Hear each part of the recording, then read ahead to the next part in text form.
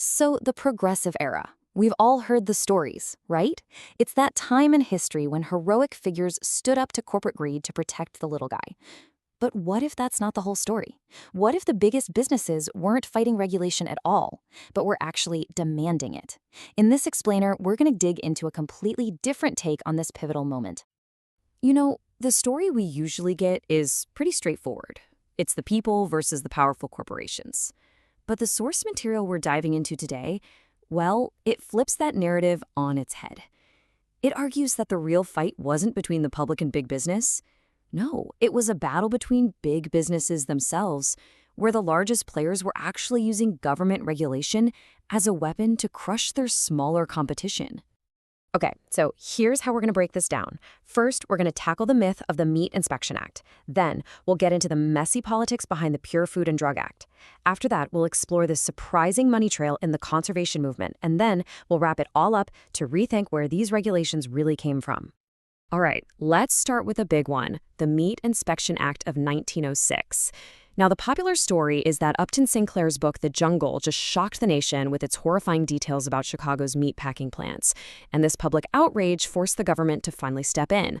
But our source suggests the real story, it started way, way earlier. See, this push for federal meat inspection didn't just pop up in 1906. It actually started decades before. Back in the 1870s, the big American meat packers were getting locked out of European markets because of health scares. So, who started lobbying Congress for federal inspection? The big packers themselves. They wanted that government stamp of approval. And they got their first major inspection law way back in 1891, a full 15 years before anyone had even heard of the jungle. So here's the kicker. According to our source, the goal was really a two-for-one deal. First, get a government seal of quality to sell their meat in Europe. But second, and this is the really crucial part, was to force a single, expensive set of inspection standards on the entire U.S. industry. This was a direct shot at their smaller, local competitors who just couldn't afford to keep up. It was a strategy to use the government to build a cartel. And hey, don't just take my word for it. Listen to this. This is a quote from J. Ogden Armour, who was the head of one of the biggest packing firms in the country. He said this right as The Jungle was making headlines. He wasn't complaining about regulation. He was saying it's a tool, a business necessity. Self-interest, he says, forces them to use it. And the view from Wall Street was exactly the same. J.P. Morgan's partner, George Perkins, didn't see the 1906 law as some kind of burden. He saw it as a huge win. He celebrated that the packers would now have a government certificate for their goods. This wasn't a punishment. It was a business asset, and one that the taxpayers were footing the bill for. So how did this actually play out? Well, it was a pretty simple four-step process. First, the government comes in and sets these really high-cost standards for everyone. Second, those costs are way harder for a small mom-and-pop shop to handle than a massive corporation. Third, the smaller guys who can't keep up, they get crippled or go out of business. And the result? The big firms are left to dominate a market that the government just helped clear out for them. But hold on. You might be looking at this chart and thinking, wait a second. The number of firms actually went up in this period. Doesn't that prove the market was competitive? Well, according to the source, that's the whole point. Competition was getting so fierce, with so many new players entering the market, that the big guys couldn't control prices on their own. They needed the government to step in and create a cost barrier to stop this trend. That rising number wasn't a sign of health. For them, it was the problem. And this pattern wasn't just a one-off thing in the meat industry. On the very same day, Congress passed the Pure Food and Drug Act, another law that's celebrated as a massive win for consumers. But again, we gotta ask, who was really pushing for this law? At the heart of this story is one guy, Dr. Harvey W. Wiley. He was the chief chemist at the Department of Agriculture, and he was the public face of the whole pure food movement. Our source paints him as this really intense figure, a technocrat who had an almost religious obsession with the idea of purity. He believed his brand of science should decide what everyone else got to eat and drink. Now, Wiley's obsession with purity had some pretty serious economic consequences. The source argues his goal wasn't just about safety, it was about locking in product definitions.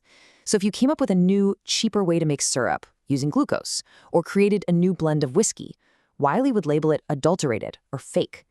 This approach was basically a shield for the old-school pure products, protecting them from new, innovative, and often much cheaper competitors. So who was lining up behind Dr. Wiley?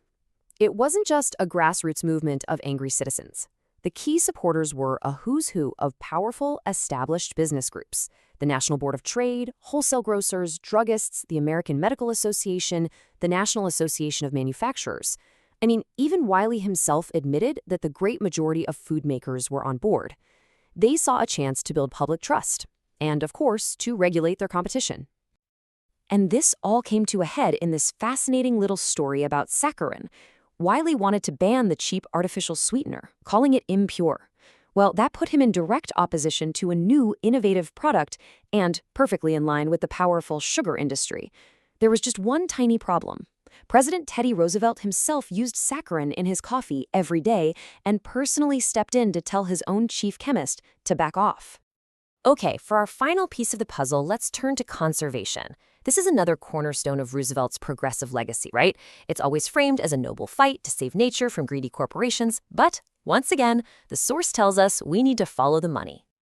This quote from the historian Samuel P. Hayes just nails the argument here.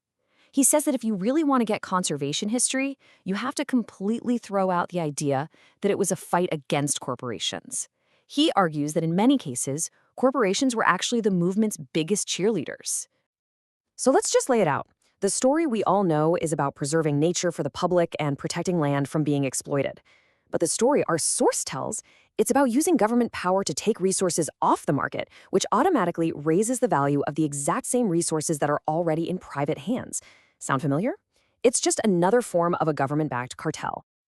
The railroads are a perfect case study. The source calls them the secret angels of the conservation movement. But why? Well, think about it. The government takes millions of acres of public land and says, nope, no one can settle here. So where do pioneers have to go now? They're forced onto the huge tracts of land the government had already given to the railroads. Boom, the value of railroad land skyrockets. On top of that, federal irrigation projects, a huge part of the conservation agenda, brought more farms and more business to the railroad lines, all paid for by the taxpayer. And it wasn't just the railroads. The source argues that the big timber companies were huge fans of creating national forests. Of course they were. Taking millions of acres of timber off the market overnight drove up the price of their own private forests. Same thing with big cattle ranchers. They loved the idea of government leasing because it ended the chaos of the open range and created a stable, predictable industry they could control. So, after looking at meat inspection, pure food, and conservation, what's the big takeaway? What does this completely different story of the progressive era really tell us? What's the common thread here?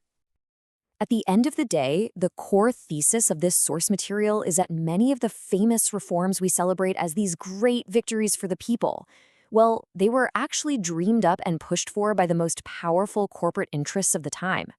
Their goal wasn't to be controlled by the government. It was to use the government to control their competition, stabilize their prices, and basically create government-enforced cartels. And this whole history leaves us with a really challenging question for today. It forces us to look past the good intentions of a regulation and always ask, who really benefits? If the biggest, most established players in an industry can help write the rules of the game, what does that mean for competition, for innovation, and for the laws that are being passed right now? Makes you think, doesn't it?